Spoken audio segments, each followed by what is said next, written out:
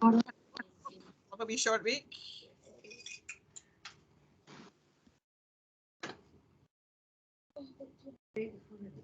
I really will. It's only really a couple of weeks away.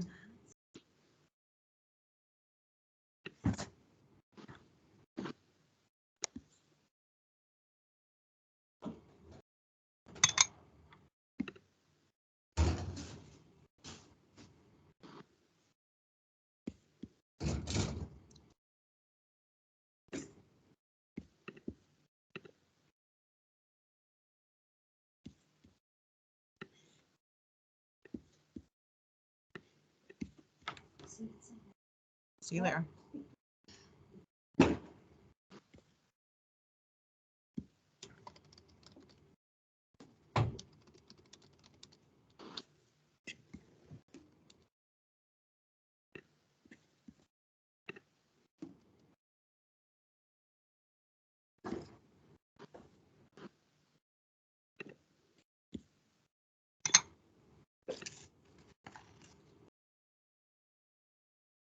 See you later.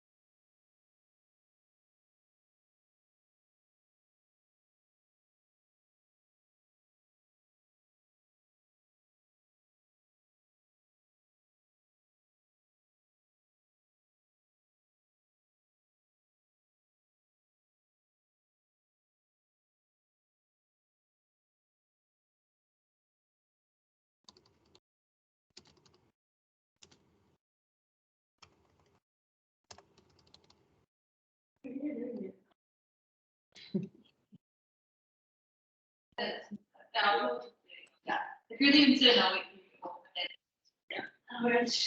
Just in case. Evening session with my startup. That lights me up. All right, what is the session?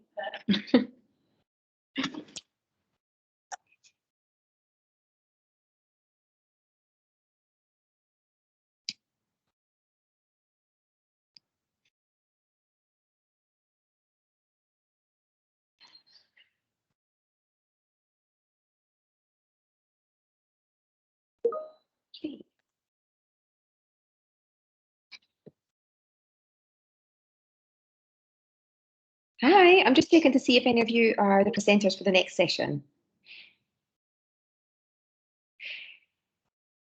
I don't know where Maxine is. No worries. We've still got plenty of time. It's only 1 minute past, so I just wanted to make sure I had the right people.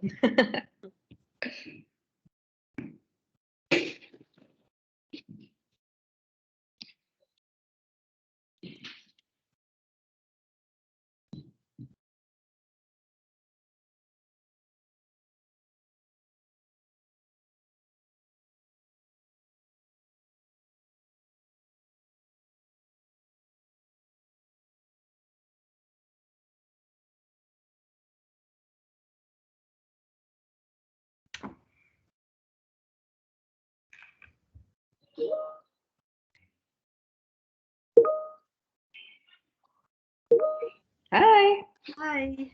how are you?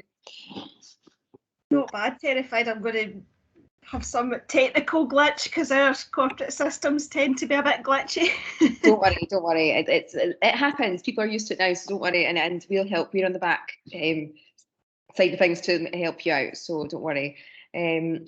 So I just want really this is just a quick check to make sure that we can hear you okay, and that your presentation pops up and works the way it should.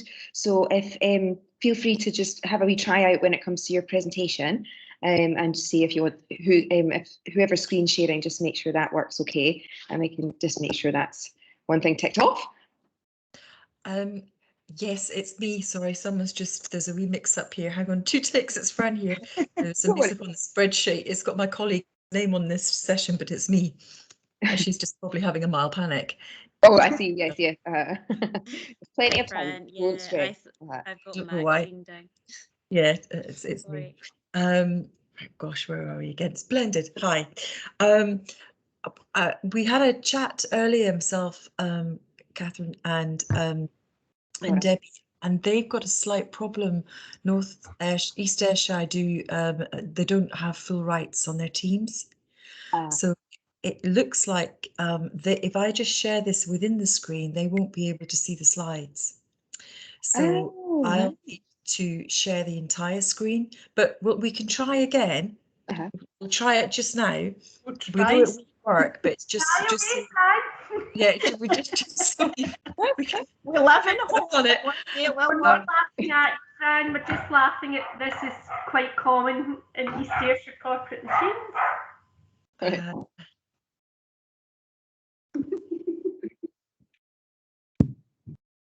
Which one are we doing? Oh, right, okay.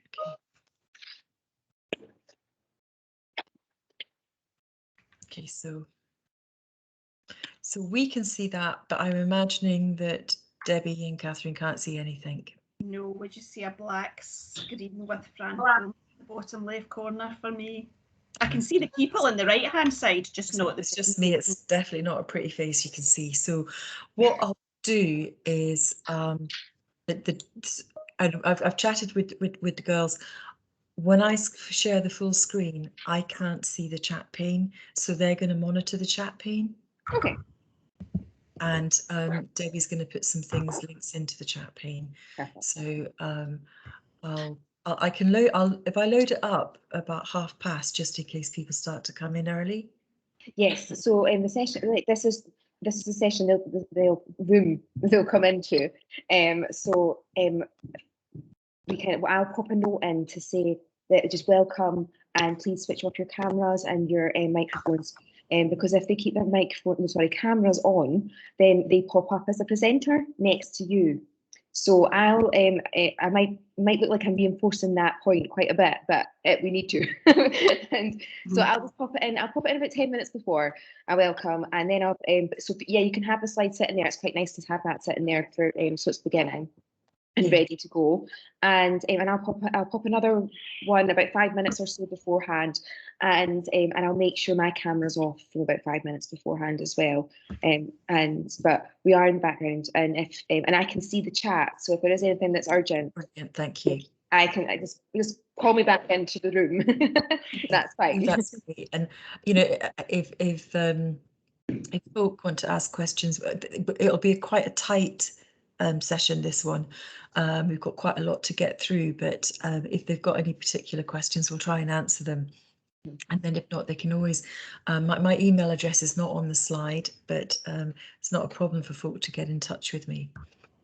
Well, one thing you can say if your email address isn't on the slide is you could say that you please get in touch, and you can find me in the meeting hub within the portal.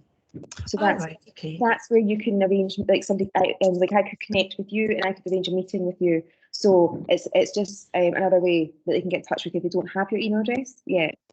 I don't mind putting my email address on it. I can quickly do it now if that's easier. But they're not going to get a copy of the slides for some time, are they? What they'll get is so the recording of the sessions will be live from Friday, and they'll be live for a month. So so you might get some people coming in and out, but most likely next week. I think you'll get a lot, and then it'll cool down from there. Yes, and so if you are happy to share the slides, then that's another thing that we can assist with. So if just tell them to get in touch with us, and we've got a spreadsheet. All right, we probably need a bit. That would be helpful to share internally then, because quite a few people have been asking about that. Right. Okay. Because we normally share the slides when we give a presentation. And I've been in a few of the sessions where people have been asking, about the slides, and we've not known what's going to happen with the slides. So just, if we just know who we've got to send them to, that would be great. Okay, right. So let me speak to Kirsten, who's looking after the overall event, and I will make sure what her agreement is, and go from there. Brilliant. I've just put my email address on the front page, and so at least if they see it on the film, they can get it from there. That's not a problem. Well, the slides go out as PDF. That's Yeah, fine. Just where it's got blurb underneath, so we know what we're seeing on each slide. Unfortunately, I mean, they're not accessible PDFs. They're not a good thing to send to Alton, but at least it's protecting your kind of work. So yeah, it'd be a PDF.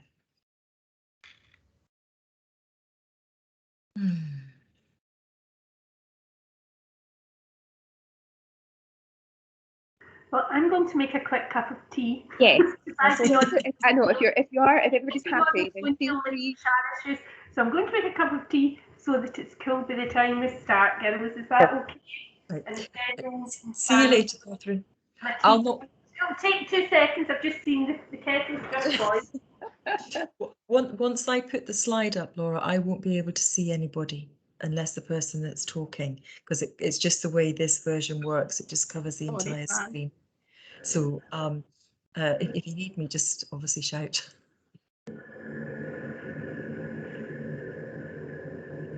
Perfect. So I'll just put myself on mute and turn my camera off, but I will be in the background. Thank you. So just feel free to give me a shout if you need anything. And I'll start the messages fairly shortly. Okay, and I'll just put the slide up just now. Perfect.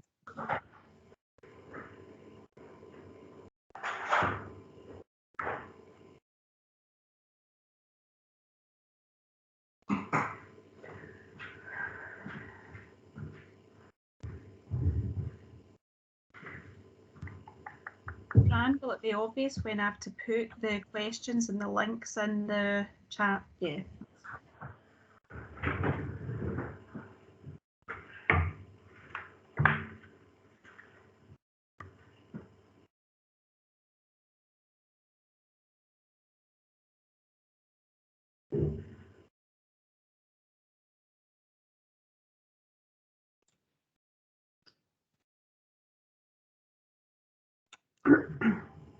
Can you see that now?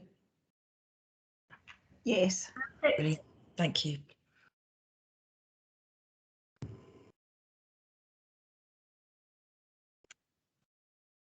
I'm just going to put myself on mute. Should have got some music to be playing in the background. Some lift music. I'll mute myself as well. I've got a call to make.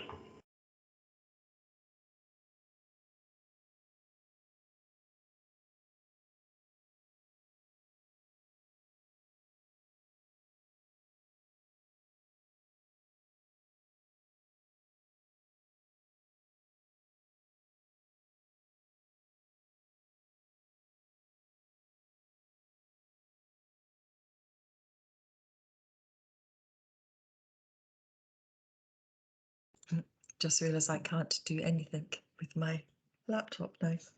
Oh, sorry, Fran. No, I just realised that no, it's absolutely fine. It's not a problem at all. You instinctively go to do things and you realise you can't. Not to worry, it's not a problem at all.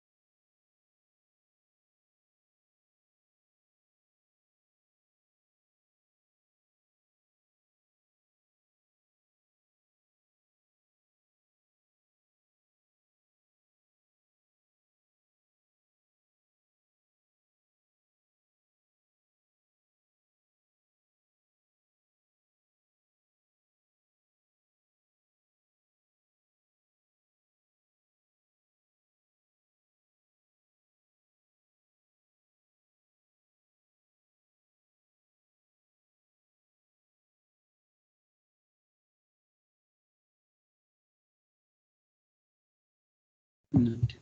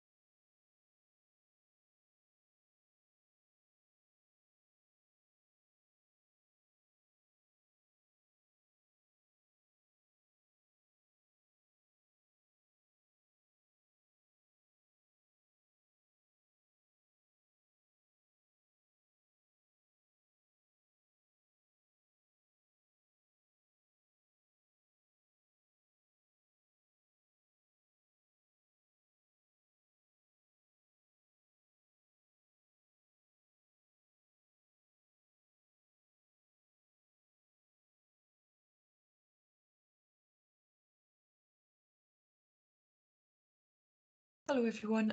For anybody that's joined early, we're going to be starting at 16:45, so you've got time to get yourself a quick drink, but we'll start quite promptly at 6:45.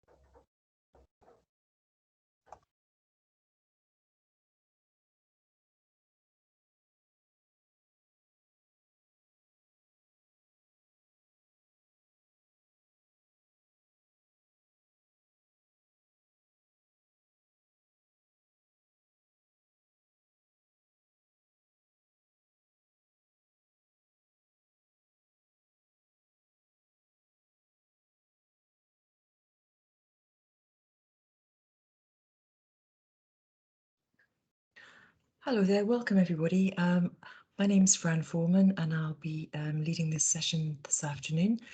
Thank you very much for joining us. I'm just going to quickly, before we start the session, run through some of the protocols. If you wouldn't mind turning off your microphone if you're not speaking, this will prevent any background noise or interference, and also turn your camera off, please. Otherwise, the session is being recorded and actually you'll end up being on the recording. Please be present in the learning space. Please use the chat pane if you've got any queries or would like to add any links yourselves. My email address will be on the front of this presentation, which you'll see when the recording is made available. If you need to get in touch with me, you can actually use the meeting hub within the Scottish Learning portal. And if you lose connection, don't worry, just come back in again. That's not going to be a problem. And if I lose connection, I'll do exactly the same. And please feel free to tweet about it with the hashtag SFL online. Thanks very much indeed. I'm just going to introduce you to my colleague.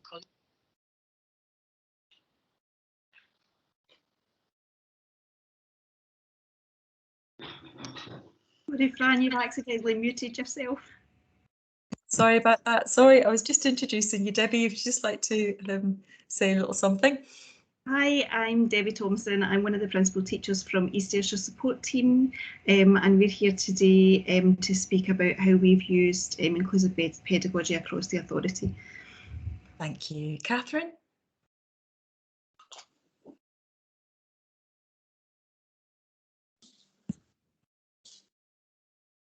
Are you there, Catherine? I should explain, actually, I can't see the chat I pane. exactly the same. Sorry, I actually thought I had it on the microphone. I'm Catherine Roger, everyone, and I'm the manager of East Ayrshire Central Support Team East. And obviously, Debbie and I are here today just to explain about the impact of the resource across our authority, East Ayrshire. Thank you very much, and it's lovely that you've been able to join us and share your experience. Thank you. So I'm going to give everybody just a quick run through of some background and hand over as quickly as I can to Catherine and Debbie, because that's a really interesting part. So really set within the context of Scottish education, we're looking at inclusive pedagogy. As you can see on the slide, Scottish education is absolutely based on the belief that education is a human right and that all children and young people should be supported to reach their fullest potential. In Scotland, we have a child-centred educational framework, absolutely based on rights and entitlements.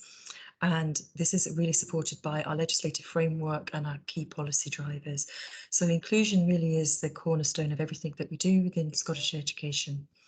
And it really importantly, because it's needs-led, it's for all our children with or without any identification of need. This particular graph that you can see, this design on the slide, really just is trying to illustrate that, as I've mentioned previously, that inclusion is the cornerstone of everything that we do. And as you work your way up through this graphic, we end up with inclusive education, which is supporting all of our learners. But through that journey, we have what makes the foundations of an excellent school, the curriculum design principles, and then we're looking at obviously, equality, equity, outcomes, experiences, achievement, attainment, empowerment, and participation. These are for all of our learners, irrespective of their level of need. And this is not something that we as practitioners can choose to opt into or choose to use. These are set out in our own professional standards as well. So these are things that really should be in place, but I appreciate this is a complex picture, and we hope that this presentation will offer you some suggestions, will confirm the work that you're already doing in terms of supporting all of your learners.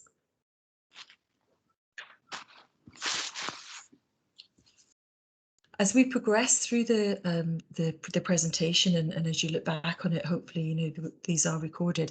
Just some questions really for you to consider. We will not have time in this presentation to look at them, but really to kind of reflect, what does inclusion mean to you as an individual, to your practice, to yourself as in society? And sort of, we hope that this will help you reflect on what you feel, how you feel, your early years setting or school, whether it's inclusive or maybe it's not inclusive for all of your learners. We do have a Scottish definition, if you like, for inclusion, that all learners, you've got to be present, participating, achieving and supported. If we don't feel that as individuals, as adults and as children and young people, then we won't be included. And it's quite a complex picture, but actually some of the fundamentals are really quite simple. You know, we need to be looking at our classroom environment. We need to be looking at our curriculum, which is the totality of everything the children and young people experience in school. It's not just the curriculum areas. We need to look at the activities and the learning and teaching pedagogy. This graphic here shows a sort of a Wordle of this was done with with practitioners who were kind of putting in words that they thought was important to really high quality inclusive learning and teaching. And this also represents our universal level of support within Scottish education. And the work of this particular presentation that myself, Catherine and Debbie have been involved in really is a result of the Making Sense programme, which, although focused on dyslexia, it also really importantly focused on inclusive practice for all learners. And the reason that there is that connection is that we know that the pedagogy and approaches that support dyslexic learners will support the vast majority of all learners. And you genuinely cannot say that about any other area of additional support needs. There will be overlaps, but not as much as you will get with dyslexia. And that's because dyslexia is actually very broad. And when you really drill down to, well, what works for the learner who is dyslexic, it comes down to, well, actually, it's just really good learning and teaching. There's no magic kind of special device or special manual you're going to pick up.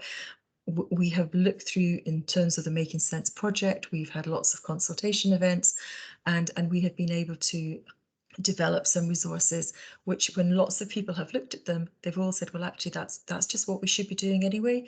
This is good learning, effective teaching. And through that consultation, the conversation events, we identified these areas that really will help school community and ELC community become inclusive. Empowerment, learner and family engagement, early identification, monitoring and support. And as I said, that's not just about dyslexia, that's about any need. Access to really good professional learning, curriculum accessibility, attainment, and actually now that really should say achievement, because we've been pushing the achievement agenda for a long time, but we, you know, in the terms of the sessions that we led, yes, there was a focus on attainment, but the Angela Morgan review that was published last year really is asking local authorities and schools to also incorporate that achievement, how you're measuring achievement for our learners. But before you can do any of that, you really need to help your school community understand, what do we mean by inclusive education, inclusive practice? We compared that to actually what are the key features of dyslexia-friendly schools. And as you can see on the other side of this slide, there are huge similarities. And that's why we can confidently say that looking at the dyslexia methodology will work for the vast majority of learners. So you can see that there are real links here. But when we drill down and we think, well, actually, what is it that makes effective inclusive learning and teaching that meets the needs of all of our learners, irrespective of need? Everything is based around relationship approaches, because without relationships, we won't be able to support our learners properly. We won't be able to support each other as colleagues and families. That child-centered planning. We're working with the child. They are entitled to have their views, to participate in planning. Inclusive approaches, mainstreaming universal support. The vast majority of learners in Scottish education are supported through universal support. They may have some targeted approaches, but they are supported through universal support, and targeted support is for your more complex or complexity of need. High quality professional learning opportunities. lots of high quality professional learning is around, into particularly the National Improvement Hub, the Scottish Learning Festival. Having a collaborative approach, partnership working, absolutely key. And really importantly, no one size fits all. And we often say that phrase, but actually, I think we need to always reflect, are we really living that? Are we really making sure that that happens? Because that fits into your progression pathways, your flexible pathways, flexible curriculum, particularly in a secondary setting. Balance, progression, coherence, tackling bureaucracy, and that continuous cycle of improvement, making sure that we are always reflecting and we're using self-evaluation and we're using robust data and we're being able to measure impact. When we look at the 4 capacities in Scotland's approach, confident individuals, effective contributors, responsible citizens, successful learners, unless a learner is included, they won't be able to achieve these. And again, a wee reflective question here to take away, how do you know, irrespective of what your setting is, that your establishment's curriculum design and the implementation of that curriculum is not one of the significant barriers for learners who require support? It's a really challenging question, and I'm certainly not saying that we have all the answers, but I think it's important to kind of just reflect on that fairly regularly. So in terms of supporting and embedding inclusive pedagogy, well, we have How Good Is Our School 4, and I can absolutely assure you that every single quality indicator and theme relates to inclusion in this edition. Through the Making Sense project, we developed a professional learning resource, which Debbie and Catherine will speak about in more detail. And although it has dyslexia on the title, it's about supporting all learners. And we used Higios 4 in the early stages of the design of this resource to make sure that we included effective self-evaluation. It includes a model of improvement methodology, and there are reflective questions all the way through. We also published this year Getting It Right for All Learners, and there is a link that Debbie's going to put that into the chat. And that may be a really useful tool for you. It's almost a precursor to the Dyslexia Inclusive Practice Professional Learning resource. And we're currently working on another resource which doesn't have a title of additional support needs, if you like, at the beginning. Very much in draft, it's not ready for publication yet, but it really does mirror both of these resources. So when we're looking at Higios 4, I've just drawn out one example for effective and inclusive planning, and that's QI 2.3, learning, teaching and assessment. And if you look at theme 4, you can see that all the areas covered in this bullet point absolutely are appropriate, they're applicable for all learners to ensure that their needs are being met. And that means they can participate, they can succeed, and they are included. And it's really important at the bottom of it where it says, the use of data. We need to ensure that we are effectively tracking the data of our learners who require additional support needs, and we're monitoring their support and we're monitoring their progress, as early as possible. And that's where it really does link into early intervention. So within the stage level of intervention, which I mentioned earlier, the majority of learners are supported through universal support. We're looking at an inclusive learning environment. We're looking for commonalities when you have got a class that have got a wide range of needs, when you've got a number of individual learning plans, whatever they may be called in your local authority. And in order probably to support that as effectively, in terms of time management, it's looking at these commonalities of need of the learners, because there will be a number of children in that class that you would expect, for example, to need some support with literacy on one level or another. There may be a number of learners that perhaps experience short-term working memory difficulties. And it makes sense then to have that as the basis of all of your class plans. And if anybody would like any further information on that, please do get in touch. I'm now going to hand over to Catherine, who's going to take you through some of the experiences that they've had in East Ayrshire. Thank you, Fran. Today, Debbie and myself have a number of aims. We would firstly like to explain the motivation to engage with the Dyslexia and Inclusive Practice professional learning resource in East Ayrshire. And then we would like to give an overview of East Ayrshire's experience with the Dyslexia and Inclusive Practice professional learning resource. And in doing this, we hope to share some examples of where we have utilised the methodologies within it across the 8 features of inclusion to further develop our inclusive practice within our authority. In doing this, we hope that we can share some of the impact that the Dyslexia and Inclusive Practice professional learning resource has had on practice, has had on our learners, our colleagues, and also our families. And then finally, we aim to share some reflection of where we are now and what our next steps are to further utilise the resource to continue our journey to make East Ayrshire an inclusive practice authority. Thank you. East is the central support team in education within East Ayrshire. It was set up in its current form in 2010, and since then we have been on a continuous journey to improve practice to meet the needs of the children and the young people in East Ayrshire. And research has been at the heart of our improvement from the onset. Indeed, as a new team, in session 2011 and 12, we engaged in our first action research cycle, a problem-solving analysis alongside colleagues in psychological services, looking at the assessment of learners who may have dyslexia. This was the start of our journey from an expert model to an empowered model of assessment and intervention to meet not only dyslexic learners' needs, but the spectrum of additional support needs. Around the same time, Neil Mackay and his work in relation to dyslexia-friendly schools came onto my support team and psychological services radar. We developed East Ayrshire's dyslexia-friendly school accreditation pathway, incorporating the key areas of a dyslexia-friendly school into our award criteria.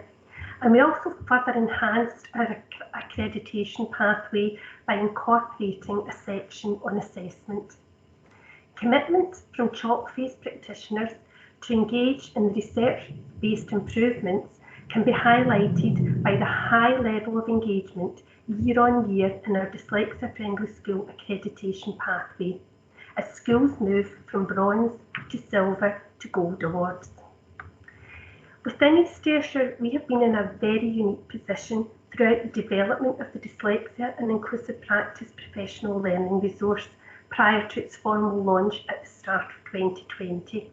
We have been in a position to see and engage in professional dialogue and reflection throughout its development, and this has been through our work on national groups, namely the Making Sense Working Group and the Addressing Dyslexia Toolkit Working Group, as well as attending an Education Scotland engagement event pertaining to the resource.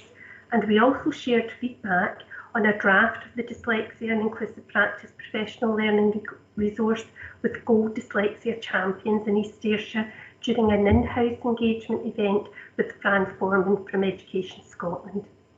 Indeed, throughout the development of the Dyslexia and Inclusive Practice professional learning resource, school communities have engaged with the methodologies within it throughout their dyslexia or inclusive practice journeys.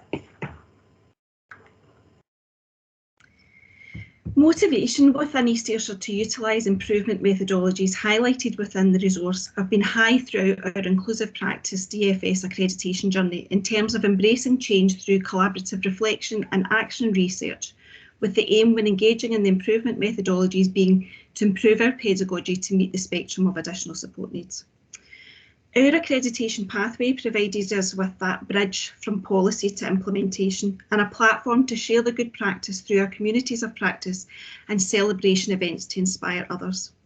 Throughout the next few slides, we hope to demonstrate how we have seen the implementation of each of the areas included within the resource through the various improvement methodologies in a practical manner to develop inclusive school communities and improve pedagogy to meet additional support needs within our inclusive practice journey as an authority.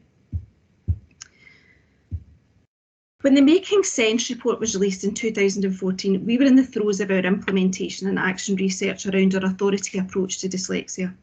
Recommendation 4, which was looking to improve the quality of educational outcomes for children and young people with dyslexia, with a sub-goal of considering national accreditation schemes for dyslexia-friendly schools and dyslexia-friendly authorities, really jumped out at us. As Catherine said, Neil Mackay and DFS were very much on our radar as a potential scaffold to embedding good practice around assessing and addressing dyslexia in East Ayrshire, so we decided just to put it out there. As word spread, interest grew and it really quickly gathered momentum in our authority. Over the last 7 years, East Ayrshire has mirrored the shift nationally from dyslexia-friendly schools to inclusive practice to keep us up to date with current thinking. This has been through year-on-year collaborative action research involving East management, our accreditation panel in the authority, our dyslexia champions in all our establishments, and class teachers, classroom assistants and classroom assistant coaches, as well as senior leadership teams during accreditation visits. And all of this has resulted in improvements to East Ayrshire inclusive practice support packs, accreditation packs, day-to-day pedagogy in our schools, introduction of new interventions to meet need, participation of learners' voice, and an increased understanding of dyslexia and additional support needs into our school communities, and ultimately a move from DFS accreditation criteria to an inclusive practice pathway. Our improvement journey has resulted in more collaborative working with other agencies, such as staff from NHS Ayrshire and Nairn. To ensure that East Ayrshire learners are not identified as having dyslexia when in fact they have visual stress, we have used the model for improvement research over a number of years in collaboration with staff from the Barrett Clinic, the Vision and Reading Orthotic Clinic, to create and use an evolving effective pathway that has had a number of benefits. It has reduced the pressure on the NHS Barrett Clinic. They are no longer dealing with large numbers of ineffective or inappropriate referrals from East Ayrshire. It has reduced the time that learners have to wait to have access to appropriate overlays. Previously, it could be a 2 months delay. And it has built capacity and further empowerment in East to screen for visual stress. Indeed, quality assurance of the pathway by NHS colleagues showed that East Ayrshire were catching more children than other authorities who refer to the Barrett Clinic, with a 94% positive referral rate. The success of this collaborative research has prompted NHS Ayrshire and Nairn to approach other referring authorities and request that they too adopt the East Ayrshire model. East has agreed to support the implementation of this further improvement work taking place outside East Ayrshire moving forward. Empowerment is another key area of the resource, and we have seen this at various levels over the years.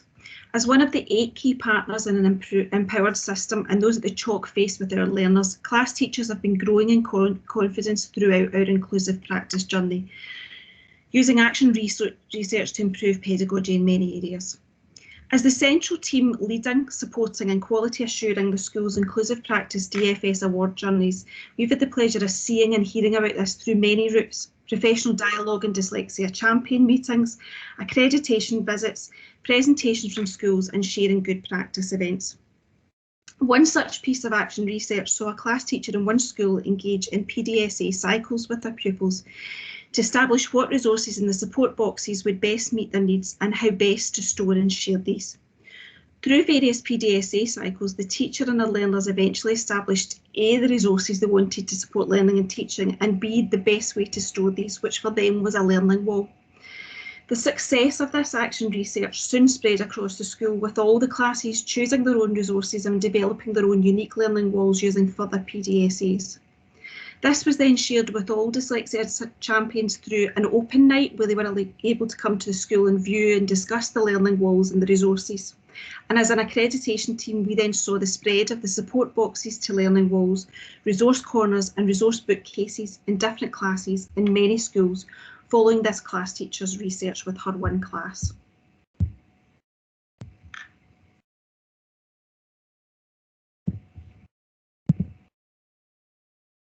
All schools in East Ayrshire have classroom assistants to help support the spectrum of additional support needs.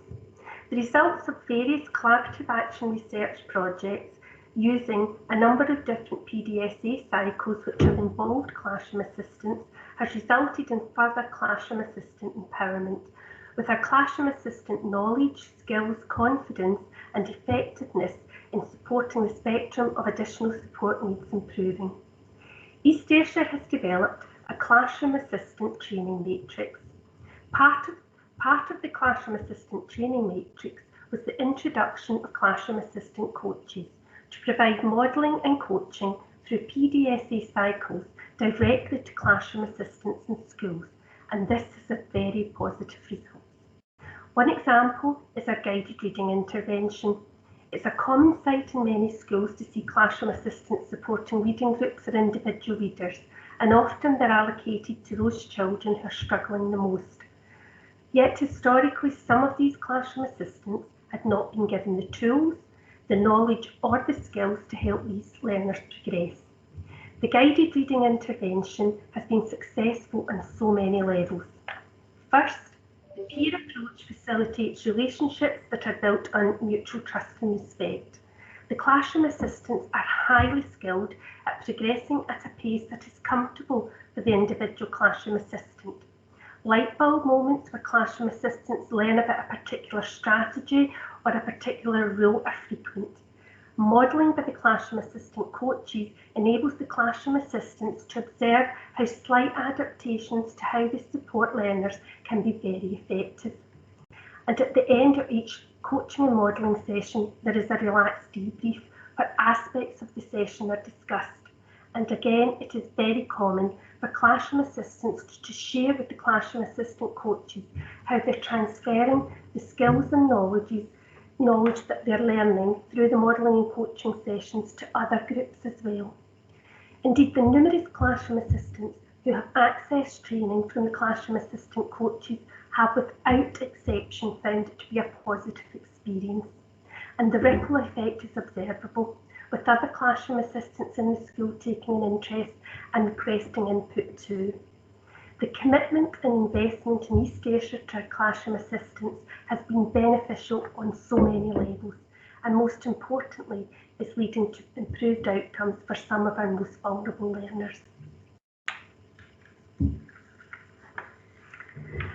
As a central support team, East is often asked to find solutions to challenges. One such occasion is when we were approached to work in collaboration with speech and language colleagues to look at pulling together an internal package of support for a young learner in East Ayrshire who had phonological delays. This young learner was being considered for an out-with placement at an external provider. Following initial training, an East teacher worked in partnership with a speech and language therapist to create and deliver a bespoke package of support, preventing the child from needing to access his educational placement away from his community. Now, this is such a novel and innovative concept that a PDSA approach was utilised and small tests of change took place throughout the session.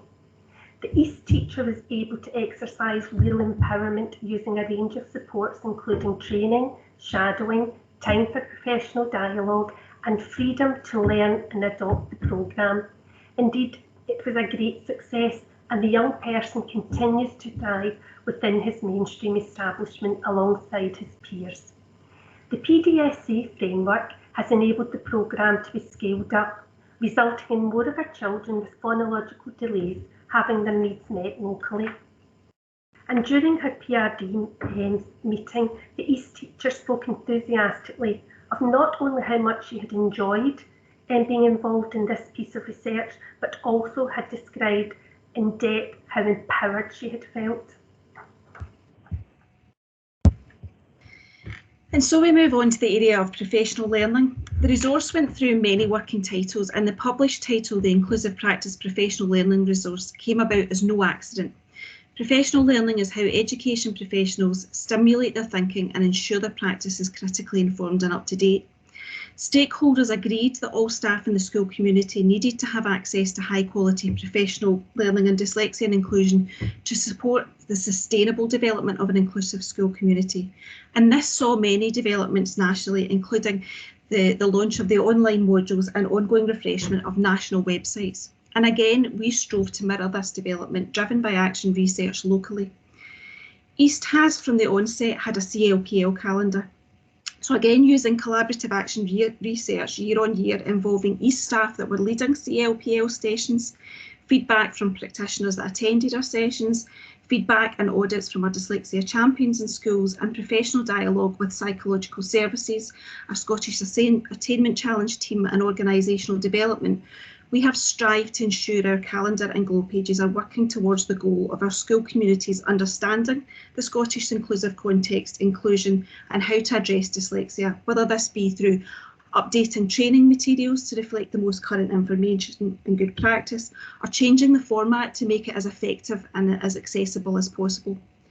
As a result, we now have a larger and more diverse CLPL calendar that spans across the spectrum of additional support needs, reduced CLPL duplication with other teams, and a shift from information sessions to teacher-learner communities and professional learning communities delivered through cookbook or novel approaches, as well as bite-sized presentations available for staff to dip in and out of. Learner engagement has always really been at the heart of East Ayrshire's inclusive practice pathway. We didn't specify it in criteria initially, but highlighted it as good practice, and were really enthused by how much our schools actually really embraced learners as not only key partners, but drivers in their journeys, demonstrating real empowerment in our learners in East Ayrshire. Reflective questions like how are our learners actively encouraged to participate in the improvement of our inclusive learning environment? How do we know how included our learners currently feel? How effectively do we involve learners in planning, participating, choosing and evaluating the learning? Were all actually being answered without us even asking the questions. For example, when we visited one primary school, the butterfly wall that greeted us as you walked into the school foyer instantly showed us the learners' participation in the improvement in the inclusive learning environment. It visualised the learner reflection on what changes had worked for them, whether it be on an individual basis, such as Quinn, who saw the benefit of readily available spell checkers to scaffold them when writing, or Katie, who felt that periodically using ear defenders helped her to focus, but also the impact at a whole school level when they decided to team up with the catering staff to develop dyslexia-friendly menus that incorporated picture cues as well as words. Equally, in another primary, we saw how effectively the learners were involved in planning, participating, choosing and evaluating their learning. Their involvement in the development of the excellent lesson, where staff strove to ensure all parts of their lessons were sculpted to meet the needs of their students and held their learners' views firmly at the centre of that vision and their reflective practice. This was an excellent example of this and demonstrates how East Ayrshire involvement in research methodologies from the professional learning resource has had a positive impact and increased participation in all stakeholders, as well as a positive impact in pedagogy.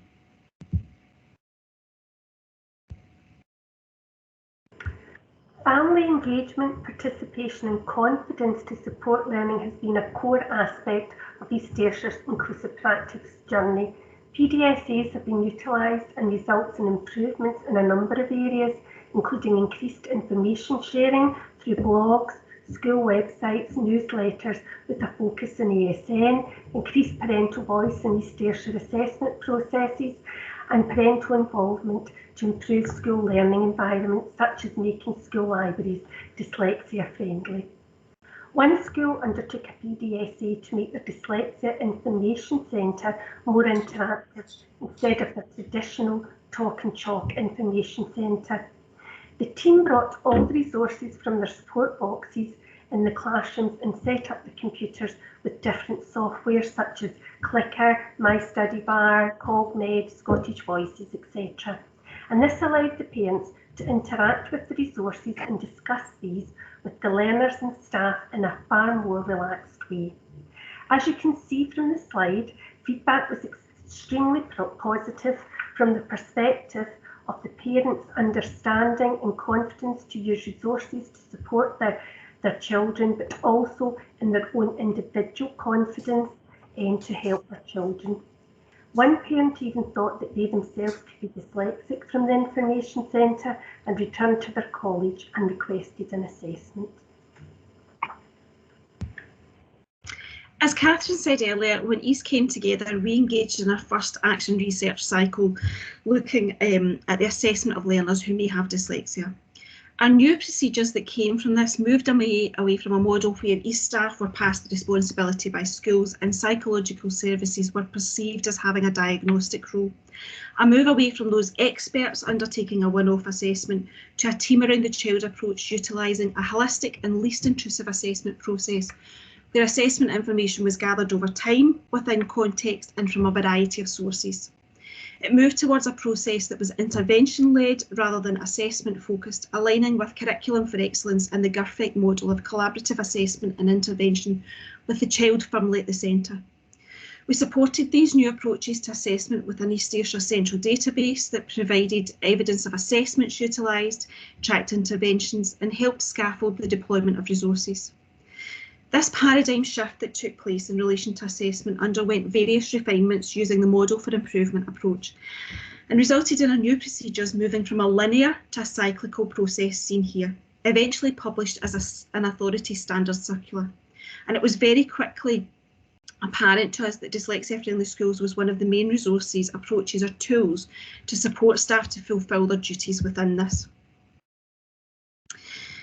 Then in 2017-18, I was part of the Dyslexia and Inclusive Practice GTCS professional recognition pilot, which involved undertaking the 3 free online learning modules which support GTCS professional standards, professional update and professional recognition. For my Practitioner Inquiry as part of Module 3, I took the opportunity to revisit our assessment process and the impact of our training and scaffolding to ensure it was being implemented effectively across the authority. It was really refreshing to return to the Model for Improvement action research approach and revisit our assessment process and the data surrounding this with fresh eyes. It enabled me to take a step back from where I thought we had travelled to as an authority and actually reflect on how successful this change had actually been, and as staff on the ground were truly implementing the policy published in our standard circular to best effect, or if we needed again to either review or refine the assessment process or our scaffolding around it. Key lessons that I learned throughout this process included the importance of the cyclical approach and the steps within it that we refined from 10 to 8, the importance of a collaborative approach, the professional dialogue that comes with that, and the completion of the assessment grid that we included within our process as a scaffold, the value of modelling and coaching as part of training and the importance of ongoing training, as well as the importance of sharing good practice at a practitioner level. All of this then shaped our refreshed assessment process, which was then much broader than just being dyslexia, and we got an updated standard circular. It shaped our CLPL offer to practitioners on an ongoing basis to support this, and our inclusive practice accreditation procedures in relation to assessment, early intervention, monitoring and support.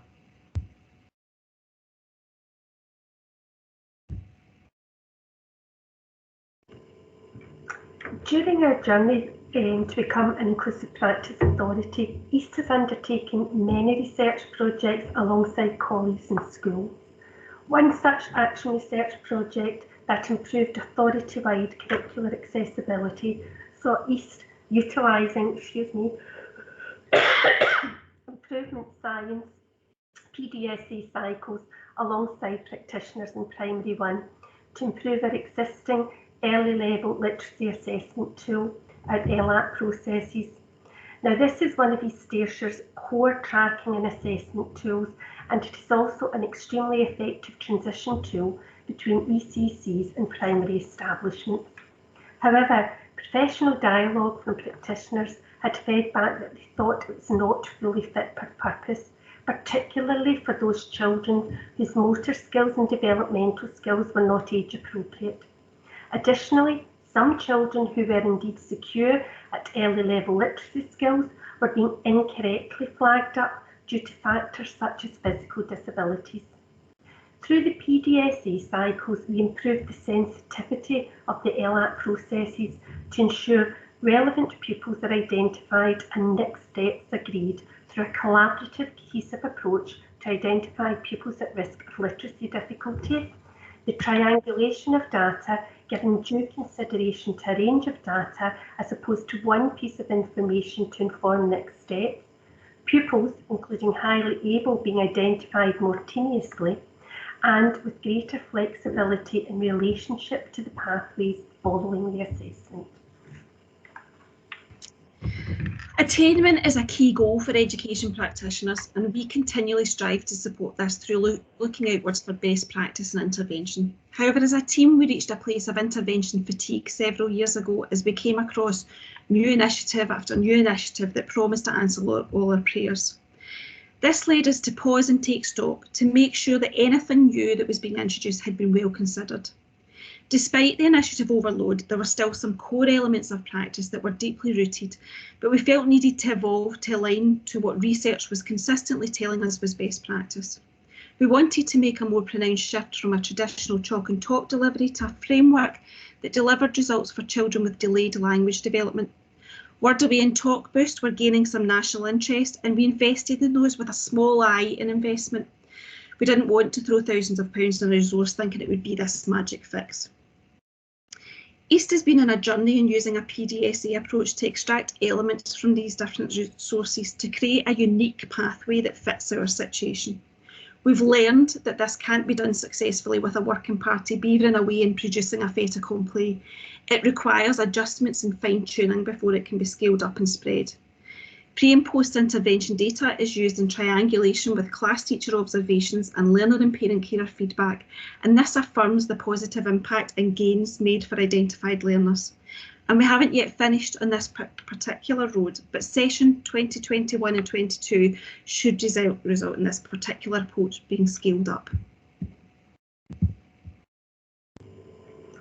The Dyslexia and Inclusive Practice Professional Learning Resource is a resource that will continue to be utilised to support both East as a central support team and school communities moving forward within their inclusive practice journey. But what are the next steps for East? In addition to our formal training sessions, we have created a bite-sized training presentation on the Dyslexia and Inclusive Practice Professional Learning Resource and shared it with all our colleagues in East Ayrshire through GLOW. We hope that having this will increase confidence further in our school communities for more staff to engage in action research projects. As the central support team, East has updated the East Ayrshire Inclusive Practice Framework further to incorporate the 8 features of inclusion and the reflective questions from Higgins 4 that are found in the Dyslexia and Inclusive Practice Professional Learning Resource as a support to help colleagues as they move forward on their improvement journeys. However, with empowerment being a national and indeed a local driver, moving forward, we are moving away from an award pathway, and we will support schools through an inclusive practice community of practice. We feel that this approach will enable schools to quality assure their own improvement journeys using the reflective questions within the Dyslexia and Inclusive Practice Professional Learning Resource, and equally provide a platform for college to support each other and share good practice across the authority on an ongoing basis rather than at the end of the session during an awards ceremony. Finally, I mentioned at the beginning that we wanted East Ayrshire to be an inclusive practice authority, and we see the Dyslexia and Inclusive Practice Professional Learning Resource as one of the central tools to support this becoming a reality. Thank you. Thank you very much indeed, Debbie and Catherine. That was really, really insightful, hearing how you've been on what has been a long journey, but I think a very thorough journey. And I suppose the next steps for people joining this presentation is for you to think about how you're going to improve your inclusive practice, how you're going to further embed it. You may already be quite far along that journey. There are resources in which you'll be able to access that we've spoken about. We are looking, and we are actually starting to finish the draft I showed earlier on about which is focusing just on inclusive practice. There is a Getting It Right for All Our Learners tool, which is already available on the National Improvement Hub. But I think most importantly, it's who will you take with you on that journey? as Debbie explained, the success is not due to a working group creating something. You know, it must include learners, access to families and staff. And how will you know when you will get there? How will you be able to measure the impact? So just some things for you to take away. Within this presentation and actually on the National Improvement Hub, we've got quite a lot of signposting and sketch notes that do focus on inclusion. These ones for primary schools, but we also have them for secondary schools that have really gone on that journey. We know there's lots of really excellent, really good practice out there, and just really wanting to share that. And if somebody is starting that journey, to know that they're not alone, that there are colleagues and people across Scotland that will be able to help them on that journey and have those discussions. A professional learning framework was developed this morning. It was launched this morning at a session earlier. That's for pupil support staff, and that might be of interest to you. It's on the National Improvement Hub as well. So I'm just going to close there and stop sharing if I can, because it's the only way I could share the screen today. And in fact, it's not letting me stop share, so I'm afraid we can see everybody here. But just like to thank you for your time. It's been a real pleasure, and thanks so much to Debbie and Catherine. Really valuable having your input. Thank you very much. Hope everybody has a good evening. Oh, and I'm just now able to look at all of these questions, which I've not seen before. But I see Debbie's been answering them, so that is fantastic. Yeah. That's brilliant. Thank you. Thanks very much indeed.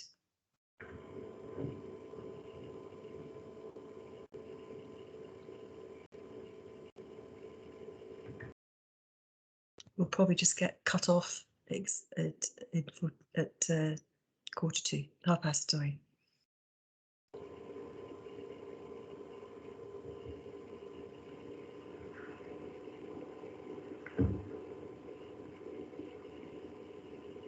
I'm just looking at all of the queries.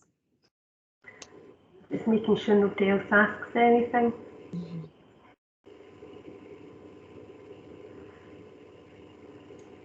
There was a couple of questions about classroom assistants in secondary, but I've tried to answer, but I've put an email because I feel we're going to get cut off before I can answer any more.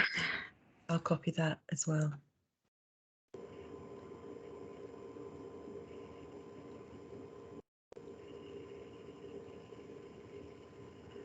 If it helps, it was me that was asking the questions. Oh, okay. We can try and answer. We're not sure if we'll possibly get cut off. Within our secondary schools, we do have classroom assistant allocation that's allocated centrally. There will be classroom assistants that are then deployed by the school to classes, so it would depend very much on the school whether there was classroom, how many were in each class, because it's dependent on the need. So I couldn't say if there's one in every classroom, but because it would be down to the individual schools. I know with one of our secondary schools that went through the process, found having their classroom assistants on board, they were really pivotal in seeing that reflecting in how inclusive practice was across the school, because they were a member of staff that were getting in and out different departments and different classes, so they could feed back as that kind of staff member, seeing what was going across departments. So they found them quite invaluable. But equally, we've had other secondaries that didn't utilise their classroom assistants in that way when coming forward, because we've tried very much with our accreditation pathway to make it a framework and let schools roll it out in whatever way worked best for them. As I say, if you want, you can use our email to have a chat more in depth about your kind of questions around that. Absolutely, thank you. I've written it down. Right.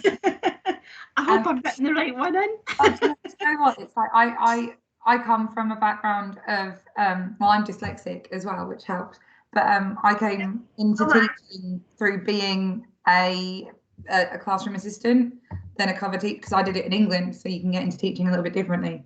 And I've just noticed that we don't have enough classroom assistants to effectively support our children, which is why I sort of came onto here, because like some of the stuff that you've given out today was just so helpful. I mean, I'm a drama teacher in a secondary school, so it didn't always line up to Like it just seemed very primary focused at one point, but it was still really useful. So thank you. I think that whether it's a primary or secondary setting, I think, as Fran said, it's actually just good learning and teaching, and making sure that the children can access the learning, whether they're going into a maths secondary third year class or whether they're going into primary. I mean, I come from a secondary background predominantly, and the school where I came from was one of the first gold schools within the authority, because there was sound practice within the secondary. Came forward, and they were one of the leaders initially in the first 3-4 years that the award system was happening. But I think inclusion, and particularly with getting it right for all learners, having the professional learning resource, nobody should be afraid to think, how can I make X or Y better? If you think that there's something, if you're saying you don't have enough classroom assistance, well, I suppose it's maybe even going to the learners and giving them that voice. How can we make this better for you? Because that's what we've been doing. We've got a huge focus on pupil voice at the moment, massive focus, and especially in drama, because it's not always deemed as academic enough to get all the support. We had one secondary school that when they first started rolling out, they did the focus on dyslexia, and they rolled it out from the support for learning department, and it was quite slow in that momentum. And when they moved to silver, they broadened it out and made it inclusive practice, because as they got to that point, we were naturally evolving, and when they kind of broadened it out to that inclusive practice, more departments came on board, and it then just seemed to snowball and go much quicker. But I have to say, as Catherine said, having learners at the centre, that are most successful schools in moving forward in an inclusive practice journey has been where those learners have been key drivers. That's where we're focusing most on now, because we've got, sorry, that's my phone. But we've got classes of S1s that have come in where actually it's the minority that don't have any kind of special educational need at all, and that's we're talking about one class has 3 that have no ASN requirements, so it's really interesting.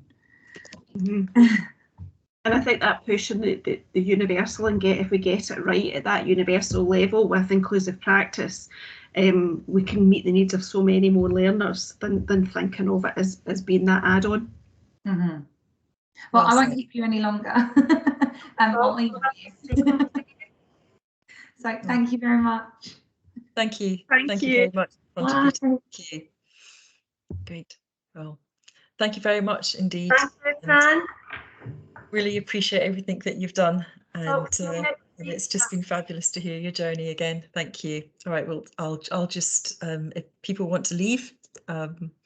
I feel bad about kicking people out, actually. It's still being recorded.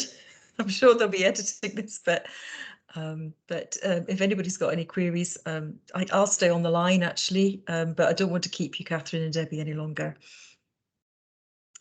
Thank you. Bye, everyone. Take care.